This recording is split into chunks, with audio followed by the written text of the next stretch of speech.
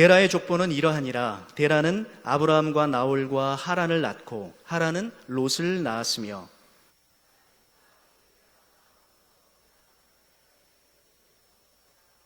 아브라함과 나홀이 장가들었더니 아브라함의 아내 이름은 사레며 나홀의 아내 이름은 밀가니 하란의 딸이요 하란은 밀가의 아버지이며 또 이스가의 아버지더라. 데라가 그 아들 아브람과 하란의 아들인 그의 손자 롯과 그의 며느리 아브람의 아내 사레를 데리고 갈대아인의 우르를 떠나 가나안 땅으로 가고자 하더니 하란에 이르러 거기 거류하였으며, 여호와께서 아브람에게 이르시되 너는 너의 고향과 친척과 아버지의 집을 떠나 내가 네게 보여줄 땅으로 가라.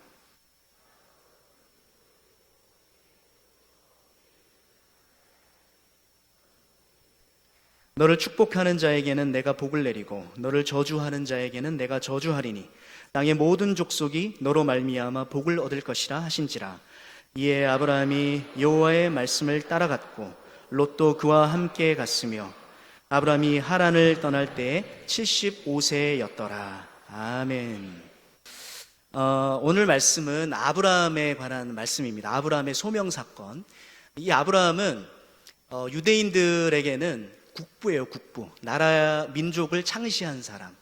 그런데 그런 차원으로만 우리가 이 성경에서 접근하는 것이 아니라 우리 그리스도인들에게는 믿음의 조상이기 때문에 의미가 있습니다. 아브라함의 생애를 잘 묵상하고 그 믿음의 자취를 따라가다 보면 하나님께서 어떤 사람을 부르시는지, 그리고 우리에게 어떤 믿음을 요구하시는지를 아브라함의 삶 가운데서 실마리를 찾을 수가 있어요.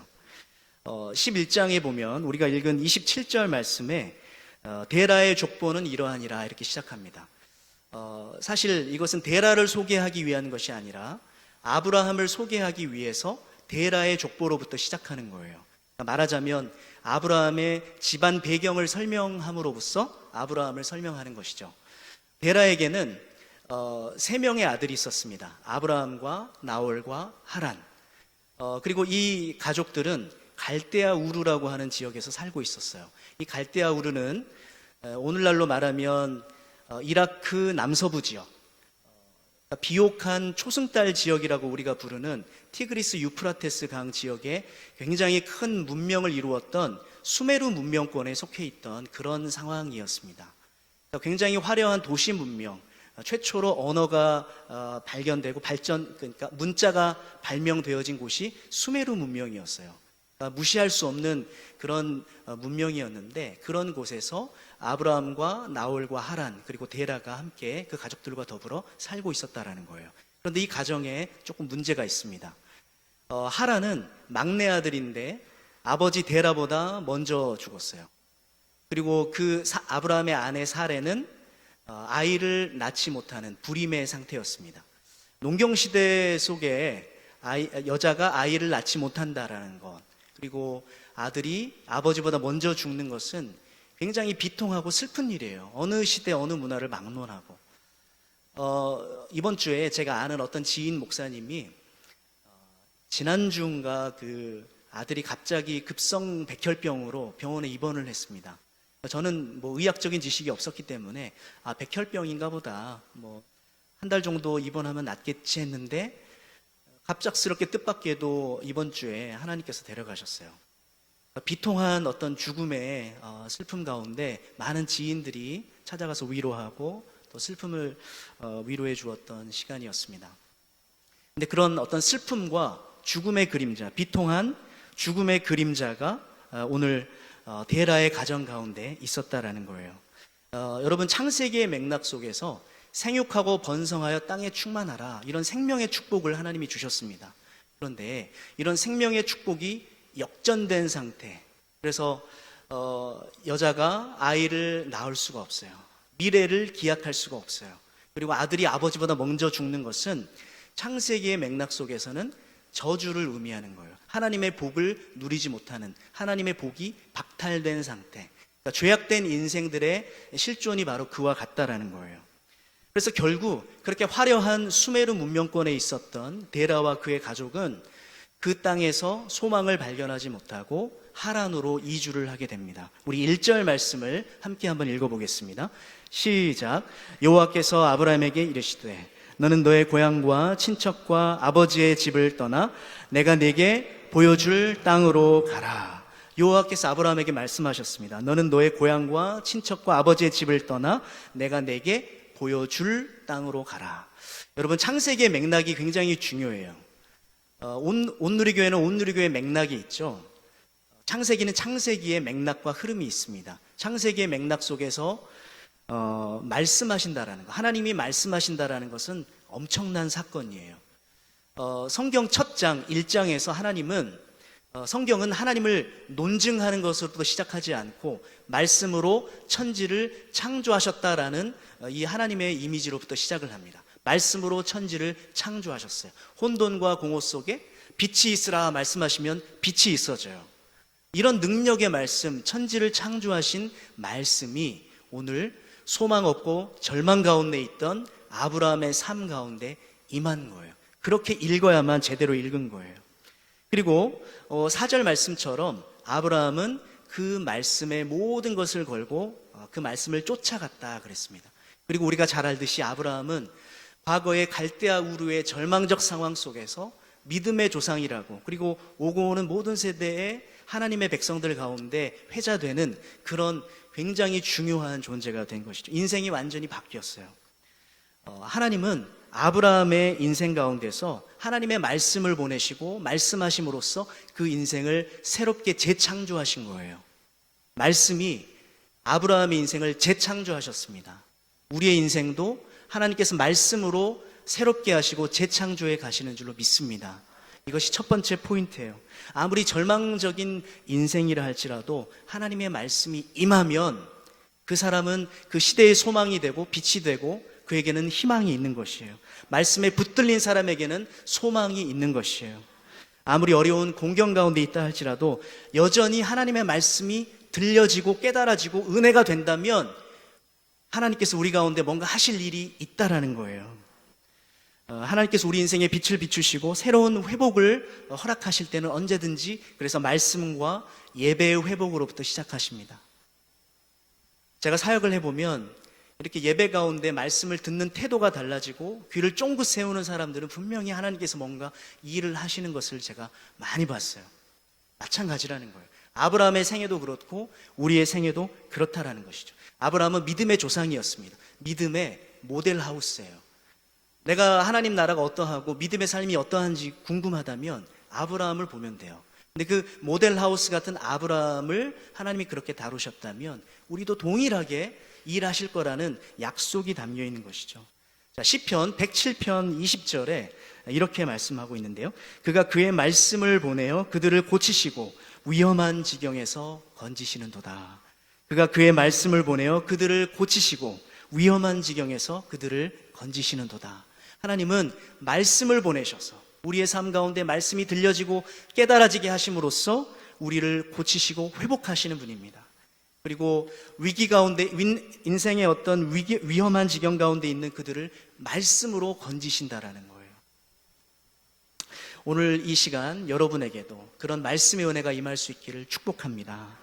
우리 평생에 붙들고 갈 수 있는 말씀이 있다면 얼마나 복된 것인지 모르겠습니다. 물론 성경 66권 깨알같이 많은 글자들이 다 하나님의 말씀이에요. 그러나 우리가 경험적으로 말씀을 읽다 보면 그 모든 말씀이 우리에게 다 아멘 되거나 늘 통독할 때 은혜가 쏟아지는 건 아니에요. 그런데 지루함을 뚫고 습관적으로라도 말씀을 조금씩 읽어가다 보면 어느 날 갑자기 내 말씀을 확 사로잡는 말씀이 있어요. 근데 그 말씀 한 구절에 인생이 바뀌는 거예요. 담을 넘어가는 거예요. 이게 보통 하나님께서 일하시는 방법인 것 같아요. 김순권 박사님이라고 옥수수 박사로 굉장히 유명하신 분이 있습니다. 이분이 아프리카의 가난한 사람들을 보면서 애통하는 마음으로 옥수수 연구를 막 하시다가 옥수수가 굉장히 효율이 좋은 열매를 잘 맺는 그런 옥수수로 이렇게 품종을 개량하신 분이에요. 그래서 이제 노벨상 후보로 6번이나 이렇게 지명되셨어요. 안타깝지만 뭐 이렇게 노벨상을 타신 건 아니지만 6번이나 노벨상 후보로 노미네이트 되셨어요. 그리고 일본 NHK가 2001명의 아시아인으로 선정하셨던 분이에요. 그리고 아프리카 국가연합 농업연구상을 수상하시고 다양한 하여튼 많은 상을 수상하셨어요. 근데 이분이 이제 울산에서 자라시면서 중학교 때 성경을 읽으시다가 신명기 28장 1절 말씀, 내가 내 하나님 여호와의 말씀을 삼가 듣고 내가 오늘날 내게 명하는 그 모든 명령을 지켜 행하면 내 하나님 여호와께서 너를 세계 모든 민족 위에 뛰어나게 하실 것이라. 이 말씀을 읽는 순간 눈이 확 열렸어요. 그리고 이 말씀이 자신을 사로잡는 듯한 경험을 했다는 것이죠. 성경은 성령의 감동으로 기록된 것이기 때문에 이스라엘을 향한 말씀이지만 그 말씀을 사용하셔서 우리를 향해서도 말씀하시는 분이에요. 이런 체험들이 많습니다.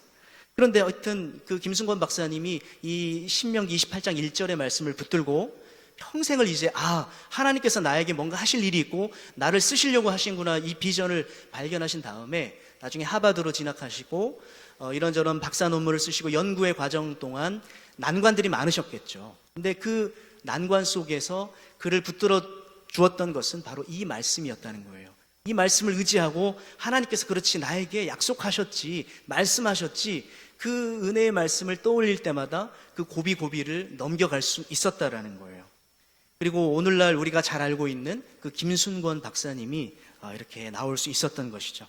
우리의 삶에도 동일하게 그런 은혜가 임해야 되는데 가만히 앉아 있어서 또는 주일날 한번 예배에 나와서 말씀을 듣는다고 그게 막 이렇게 말씀이 매번 임하던가요? 나에게 하시는 말씀이구나 막 매번 꽂히시던가요? 물론 설교자의 책임이 큽니다. 저의 책임이 크지만 더 중요한 것은 우리가 이제 막 다른 많은 일들을 열심히 해요. 그리고 오지랖도 넓어요. 근데 성경 말씀을 향해, 하나님의 말씀을 향해 달려가는 것은 그렇게 주저주저하고 이 핑계 저 핑계 참 잘 안 되는 거예요. 목사인 저도 성경을 꾸준히 읽어가다가 흐름을 놓치면 그 흐름을 회복하는 게 쉽지가 않아요. 왜 그럴까? 기본적으로 성경은 하나님의 말씀이고 성령의 감동으로 기록되었습니다. 그렇기 때문에 우리가 성경을 읽는다는 그 자체가 굉장히 영적인 행위인 것이죠. 그래서 말씀을 읽을 때 이 말씀을 집중하지 못하게 하고 하나님 앞에 경건의 삶을 살아가지 못하도록 우리를 방해하는 영적 세력들이 분명히 존재하는 거예요. 사단의 세력이. 어쨌거나 우리가 의식적으로 하나님의 말씀을 향해 달려가야 되는 거예요. 근데 오늘 아브라함의 삶을 보면 하나님께서 아브라함의 인생을 새롭게 재창조하실 때 말씀이 임하는데, 우리의 삶도 하나님이 그렇게 재창조하기를 원하시는데 우리가 그냥 뭐 일주일에 한 번 밥 먹듯이, 밥은 매일 먹는데 말씀은 일주일에 한 번 먹어, 뭐 이런 식으로 간다면 하나님께서 뭐 새로운 일을 하시려고 해도 주님이 얼마나 답답하시고 마음이 섭섭하시겠어요. 그렇죠? 아브라함의 생애를 보시라고요. 아브라함은 우리의 믿음의 여정의 모델 하우스예요. 하나님께서 여러분의 삶 가운데 말씀하시고 새로운 일을 행하기를 원하신다면 여러분이 말씀을 향해 달려가시기를 바랍니다. 그렇게 우리의 믿음을 보일 때 우리가 마치 믿음으로 한 걸음 내디디면 홍해가 갈라지고 요단이 갈라지듯 우리의 믿음을 보시고 하나님께서 말씀으로 다가오시는 것이죠. 이 말씀을 하나님이 어떻게 하시느냐, 하나님의 말씀하시는 어법이 있어요. 뉘앙스가 있는데 창세기 1장에 보면 우리 주일학교를 잘 다니신 분들은 혹시 기억하실지 모르겠지만 첫째 날부터 여섯째 날까지 천지 만물을 말씀으로 창조하셨습니다. 그런데 그냥 무작위로 말씀하신 것이 아니었어요. 첫째 날은 빛이 있으라 하시면서 빛을 창조하셨습니다. 둘째 날은 궁창을 창조하셨어요. 궁창은 성경에 의하면 위의 물과 아랫물이 나뉘고, 아랫물은 바다를 의미하겠죠. 가운데 궁창은 하늘을 의미할 거예요. 그리고 셋째 날은 땅을 창조하셨어요. 여기까지는 좋아요. 근데 첫째 날 빛이 있으라 말씀하시면서 빛을 창조하신 그 빛의 특성에 부합하는 것을 넷째 날 해, 달, 별을 만드셨어요. 그 다음에 다섯째 날 궁창의 이 속성에 부합하는, 궁창은 뭐가 날아요? 조류, 새가 날죠. 그러면 다섯째 날 새를 창조하셔요. 그리고 바다에 어류를 창조하셨어요. 그러면 셋째 날 땅을 창조하셨으니까 이 땅과 관련된 뭘 여섯째 날 창조하셨을까요? 사람과 동물을 창조하셨어요. 그래서 첫째 날과 셋째 날, 넷째 날과 여섯째 날은 정확하게 대꾸를 이루고 있어요. 그리고 여섯째 날 그 지으신 모든 것을 보시니까 하나님 보시기에 심히 좋았더라는 거예요. 하나님이 말씀하시는 것은 이렇게 아무렇게나 가끔씩 무작위로 임하시는 것이 아니라 어떤 질서와 조화를 추구하시면서 그분의 목적을 향해 한 걸음 한 걸음 그 말씀을 진척시키신다라는 거예요. 하나님께서 우리에게 말씀하실 때 아무렇게나 말씀하실까요? 오늘은 동으로 가라 하셨는데 내일은 서로 가라 말씀하시고 이렇게 말씀하실까요? 절대 그렇지 않습니다. 일관되게 뭔가 어떤 목적성을 가지고 목자의 음성이 우리를 이끌어 가신다라는 거예요. 그렇다면 우리가 이 말씀을 정말 사모해야 되는 것이죠. 그리고 우리 인생이 마치는 마지막 날, 우리가 평생 말씀과 동행하다가 하나님 여섯째 날 하나님 보시기에 심히 좋았더라 하신 것처럼 우리 인생이 그 말씀과 동행했던 인생이 하나님 보시기에 심히 좋았더라 이런 평가를 들을 수 있다면 얼마나 좋겠어요. 여러분 그런 인생을 사모하시기를 바랍니다. 내 보기에 이 정도면 됐어 이게 아니라 이 정도 뭐 먹고 살만하고 우리 자식들 공부 잘하고 뭐 이 정도가 아니라 과연 나의 삶이 하나님의 뜻에 부합하고 하나님 보시기에도 심히 좋은 것인가를 질문하라는 것이죠. 자, 두 번째 3절 말씀에 보면 너는 복이 될지라 너는 복덩이가 될 거라는 거예요. 근데 이 복된 삶, 그래서 모든 믿는 자의 조상이 되는 이 아브라함의 인생 역전은 이 복은 그냥 누려진 것이 아니죠. 4절 말씀처럼 아브라함이 여호와의 말씀을 쫓아갔고 그 말씀에 모든 것을 걸고 순종하며 나아갔다라는 거예요. 그래서 이 하나님의 복이 우리의 삶 가운데 임하는 방식이 무엇이냐? 순종인 줄로 믿습니다. 순종. 우리가요 2019년도 이제 중반기를 달려가고 있어요. 연초에 이런저런 많은 계획들을 세우셨을 것입니다. 근데 여러분이 세우신 계획들을 100% 다 완수하셨습니까? 5월 달까지는 이만큼 해야 되겠다. 다 완수하셨어요? 우리의 계획대로 사는 거 쉽지 않습니다. 대통령도 대통령 공약을 20%, 10몇 %, 지금 그렇게 하셨다는데 쉽지 않은 거예요. 인생이 변수가 많기 때문에 쉽지가 않아요. 그러면 어떻게 하면 좋을까? 더 중요한 것은 우리가 이런저런 일들을 나름대로 계획하지만 더 중요한 것은 어떤 상황이 펼쳐지든 내가 하나님의 뜻에 순종하겠노라 하는 이 겸손한 태도가 먼저 있어야 된다는 거예요. 이게 준비가 되면, 이 영적인 태도가 준비가 되면 하나님께서 우리의 인생을 통해 우리가 계획한 것, 우리가 생각한 것, 우리가 기도한 것보다 훨씬 더 많은 일들을 그 순전한 순종의 태도를 통해 이루어 가실 수 있다는 거예요. 아멘? 아멘이 약하신데 제가 증거를 제시하겠습니다. 에베소서 3장에 보면 우리가 생각하는 것이나 우리가 기도하는 것보다 훨씬 더 능히 채우실 그 하나님께 교회 안에서와 그리스도 예수 안에서 영광이 세세 무궁토록 있을지어다. 아멘. 하나님은 우리의 삶을 채우기를 원하세요. 우리 인생을 새롭게 하기를 원하시는데 우리가 계획했던 것보다 훨씬 더 영광스러워. 우리는 하나님 앞에 이만큼을 기대하지만 하나님은 훨씬 더 큰 것을 우리에게 보여주기를 원하신다라는 거죠. 그래서 순종의 태도가 더 중요하다라는 거예요. 계획은 조금 느슨하게 해도 돼요. 성령 하나님께서 우리의 삶 가운데 일하실 수 있도록 조금 모자라도 돼요. 그러나 더 중요한 것은 그 영적 태도가 필요하다라는 겁니다. 세 번째, 하나님은 아브라함에게 고향과 친척, 아버지의 집을 떠나라고 말씀하십니다. 갈대아 우르는 어떤 땅이었어요? 본토 친척 아비집 갈대아 우르잖아요. 그곳은 아까 제가 말씀드린 것처럼 창세기적인 어떤 저주와 절망의 상태 가운데 있는 그런 땅이었습니다. 실패와 절망의 땅, 생명을 잉태하지 못하고 미래를 꿈꿀 수 없는 땅, 그런 것을 상징하는 곳이 갈대아 우르인 것이죠. 동시에 이 본토 친척 아비집은 익숙한 일상의 자리, 또 누군가 도와줄 친척이 있고 내가 의지할 대상이 있고 나한테 익숙하고 내가 안정감을 느낄 수 있는 그런 곳, 그것이 바로 갈대아 우르, 본토 친척 아비집인 것이죠. 그런데 하나님은 그런 익숙한 것과의 결별을 시도하라는 거예요.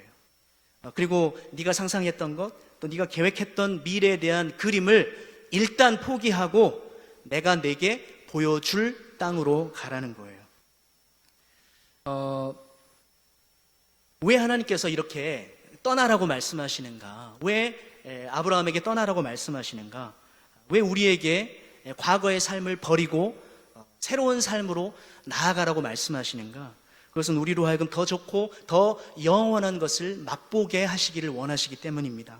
너희는 유혹의 욕심을 따라 썩어져가는 구습을 따르는 옛사람을 벗어버리고 오직 심령이 새롭게 되어 하나님을 따라 의와 진리의 거룩함으로 지으심을 받은 새 사람을 입으라.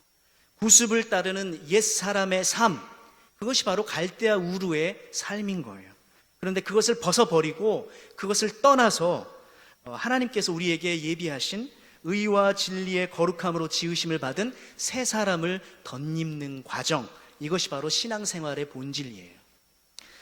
내가 익숙했던 어떤 죄악된 습관과 욕망들, 세상을 사랑하는 마음들을 버리고 내려놓고 예수 그리스도만 기뻐할 수 있는 그런 어떤 삶을 추구하면서 나아가는 것, 이것이 하나님 우리에게 부르시는 부르심의 소망인 것이죠. 만약 내가 신앙생활을 하는데 기쁨이 없어요, 어떤 누림이 없고 만족감이 없다면 먼저 나의 삶을 돌아볼 필요가 있습니다. 나의 습관을, 영적 습관을 돌아볼 필요가 있습니다. 혹시 나는 여전히 과거의 죄악된 습관, 죄악까지는 아닐지라도 예를 들면 토요일 날 새벽 늦게까지 밀린 TV 드라마 다 보고 아침에 정말 피곤한 눈 억지로 떠서 예를 들어 교회에 나왔다. 그럼 예배가 즐겁겠어요? 기쁘겠어요? 당연히 피곤한 일이죠. 예배 언제 끝나나. 이렇게 이제 한 걸음 밀리면 영적 삶이 귀찮아지는 거예요. 그러니까 습관의 문제이기도 한 거예요. 그래서 그런 것들을 과감하게 끊어내고 하나님께서 우리에게 요구하시는 거룩한 영적 습관으로 나아갈 수 있어야 된다는 것이죠. 떠나면 무엇이 기다리는가? 아브라함에게는 내가 내게 보여줄 땅이라 말씀하십니다. 영어 성경에 보면 I will show you, 내가 너에게 보여줄 땅이라는 거예요. 무턱대고 아무것도 보여주신 게 없어요. 내가 너에게 보여준 땅이 아니라 보여줄 땅이라는 거예요. 믿음으로 나아가라는 것이죠. 아브라함에게 요구하시는 것은 무엇이냐면 갈대아 우르에서 네가 네 나름대로 인생 설계하고 계획했던 네 그림을 먼저 내려놓으라는 거예요. 계획하지 말라라는 게 아닙니다. 나름대로 우리는 기도하면서 계획해야 돼요. 그런데 더 중요한 것은 먼저 그것이 하나님의 뜻이 아니라고 생각되거든. 그리고 너의 열정과 너의 욕심이라면 내려놓으라는 거예요. 그리고 내려놓으면 하나님의 그림을 볼 수 있다라는 것이죠. 이것이 우리를 다루시는 하나님의 영적 원리입니다. 오늘 예배 가운데 나오신 우리 여러분들도 먼저 하나님 앞에 우선순위, 하나님 앞에 주권을 의탁하고 어떤 계획들을 하실 때 기도하시면서 하나님 앞에 하나님이 그림을 그리십시오, 주님의 마음을 알기 원합니다, 이렇게 기도할 수 있는 여러분 되시기를 바랍니다. 이 아브라함의 소명 사건을 잘 이해하려면 바벨탑 사건을 우리가 대조해 보면 알 수 있어요. 11장 4절, 우리 성경책 갖고 계신 분들은 11장 4절 말씀을 한번 보십시오.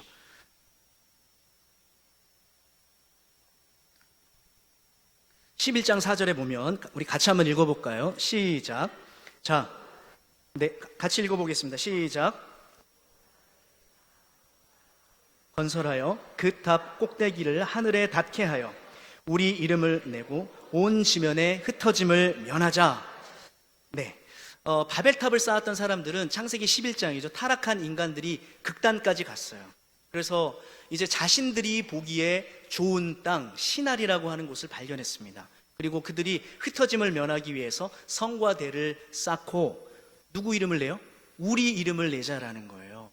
그리고 하나님께서 그런 모습들을 내려와서 보시니까 하나님 보시기에 악했어요. 그래서 그들을 심판하시고 온 열국으로 흩으셨다라는 거예요. 그래서 인류의 타락의 마지막 극단의 역사는 바벨탑 사건에서 이렇게 심판으로 온 세계 열방으로 흩어져 버리는 역사였습니다. 근데 아브라함은 이런 바벨탑 사건을 통해 보여준 어떤 타락한 인간들의 모습을 완전히 역전시키고 뒤집는 부르심이었어요.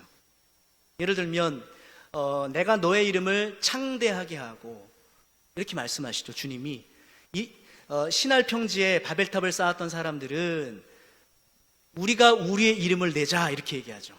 그러나 하나님은 아브라함에게 내가 너의 이름을 창대하게 할 것이다 이렇게 말씀하십니다. 그리고 너는 복의 근원이 될 것이다. 내가 너로 큰 민족을 이루고 너에게 복의 근원이 되게 할 것이다. 우리 말씀 잠깐 한번 확인해 봤으면 좋겠는데요. 2절 말씀과 3절 말씀을 한번 보세요. 내가 너로 큰 민족을 이루고 내게 복을 주어 내 이름을 창대하게 하리니 너는 복이 될지라. 그래서 내가 너에게 보여줄 땅, 그러니까 아브라함은 신할 평지에 거했던 사람들처럼 자신들의 보기에 좋은 땅이 아니라 이제는 하나님 보시기에 좋은 땅으로 가야만 해요. 그리고 이제는 그 이름을 누가 높여주시는가? 그것은 인간이 스스로의 이름을 높이는 것이 아니라 하나님께서 아브라함의 이름을 높여주시겠다라는 거예요. 인생의 주도권이 철저하게 하나님께 있음을 보여주시는 것이죠. 그래서 우리 인생 가운데도 높이시기도 하시고 낮추기도 하시는 분이 누구이신가 하면 바로 여호와 하나님이신 줄로 믿습니다.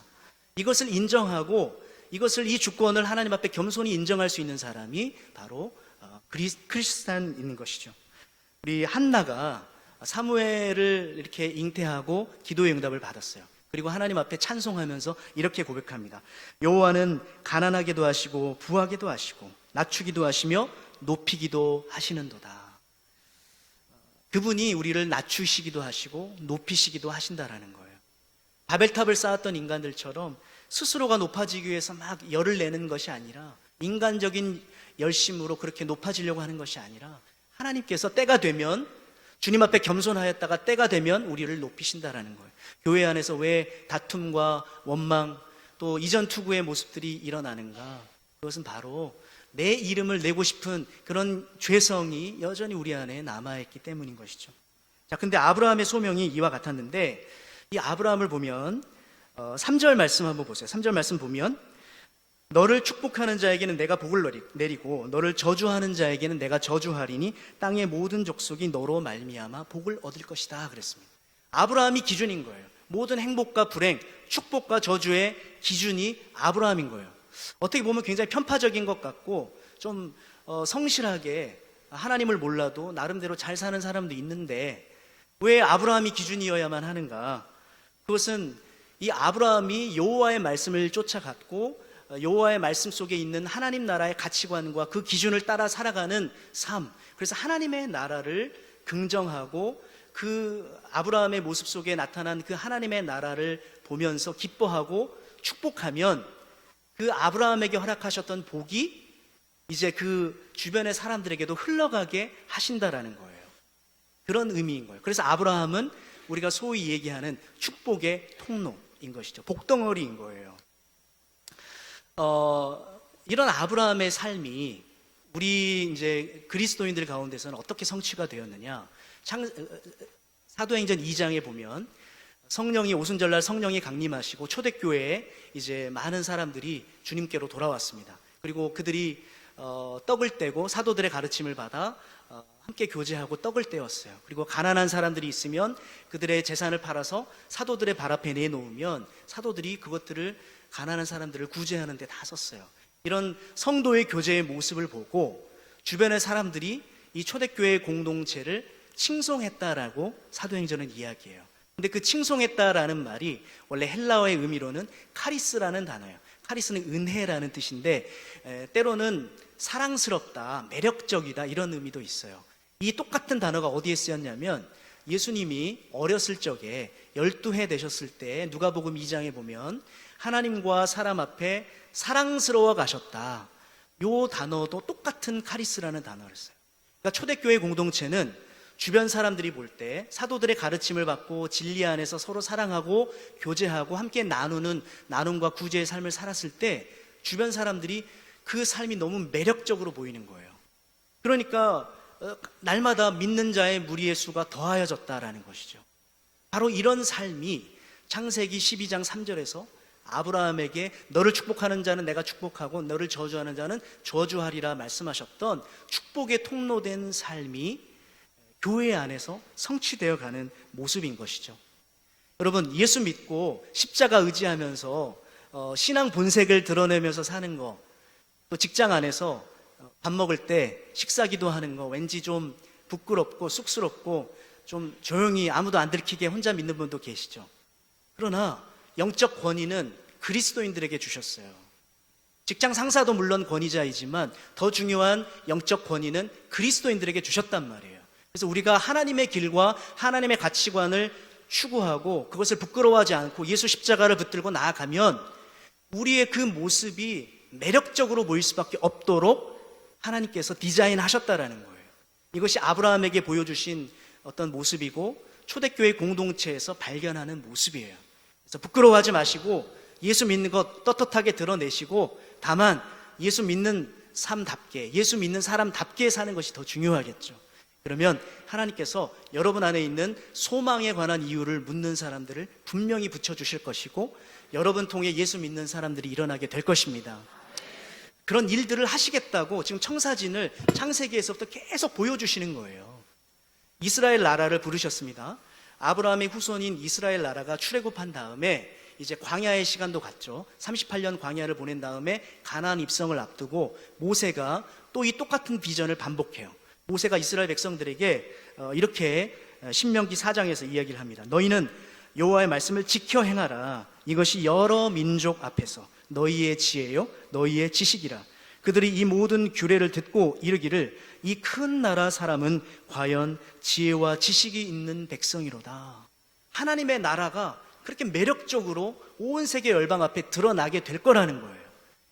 그래서 이 세상에 존재하는 컨텐츠 중에 인터넷에도 수많은 컨텐츠가 존재하지만 최고의 컨텐츠, 우리를 궁극적으로 만족시킬 수 있는 궁극의 컨텐츠는 뭐예요? 복음이에요. 하나님의 말씀이에요. 아멘.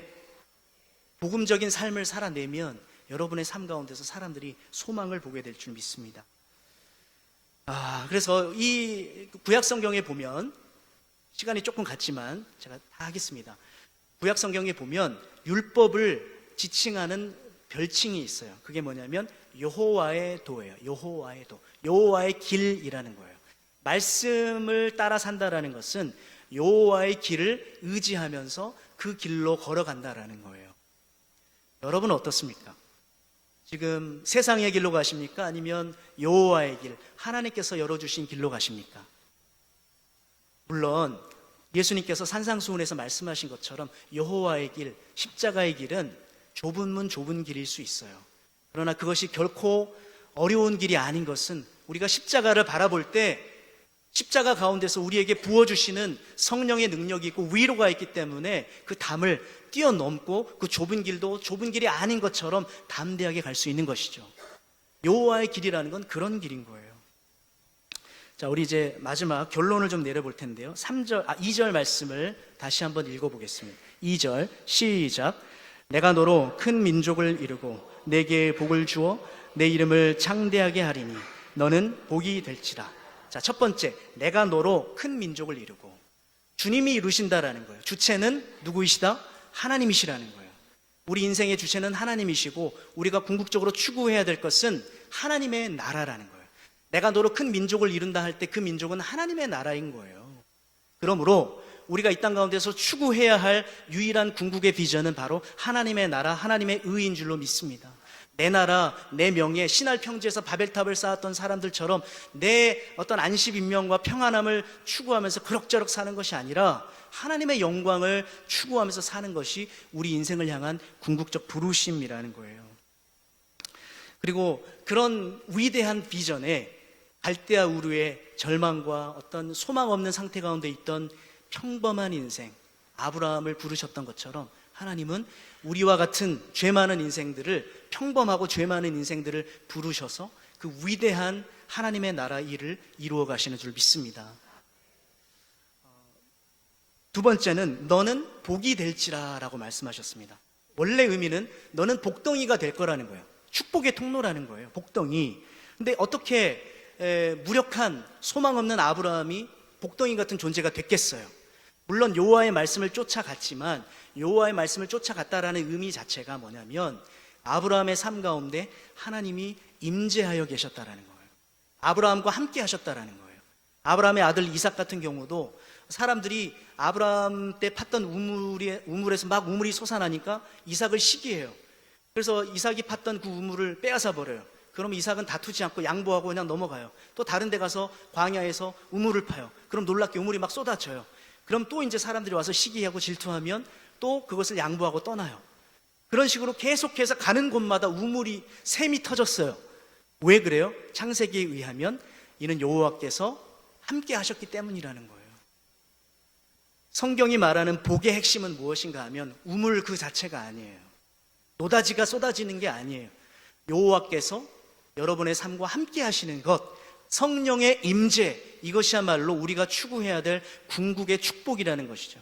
하나님과 더불어 성령 안에서 교제하고 그분과 더불어 사귀는 것이야말로 이 땅에서 누려야 될 최고의 복의 핵심이라는 거예요. 자, 그래서 여러분, 하나님께서 여러분과 함께 하시는 것도 굉장히 귀한 삶이지만 한 걸음 더 들어가면 여러분도 하나님과 함께 하셔야 돼요. 주님이 장군하고 찾아오시면 여러분이 멍군하고 가셔야 된단 말이에요. 그래서 주님 앞에 나도 주님과 함께 하겠습니다라고 결단하는 작은 결단의 실천이 무엇이냐면, 오늘 저하고 일부 때도 약속했는데 성경 말씀을 꾸준히 읽고 묵상하는 거예요. 1분 1초라도 정기적으로 정해진 시간에 하나님 앞에 기도하는 거예요. 이런 영적 습관이 여러분의 인생을 놀랍게 바꿀 것입니다. 프랑스 철학자였던 한 사람이 부리아 사바랭이라는 아주 독특한 이름을 가진 분인데요, 이런 얘기했어요. 나에게 당신이 무엇을 먹는지를 말하라. 그리하면 나는 당신이 어떤 사람인지를 말하겠다. 당신이 무엇을 먹는지가 당신이 어떤 사람인지를 결정한다는 거예요.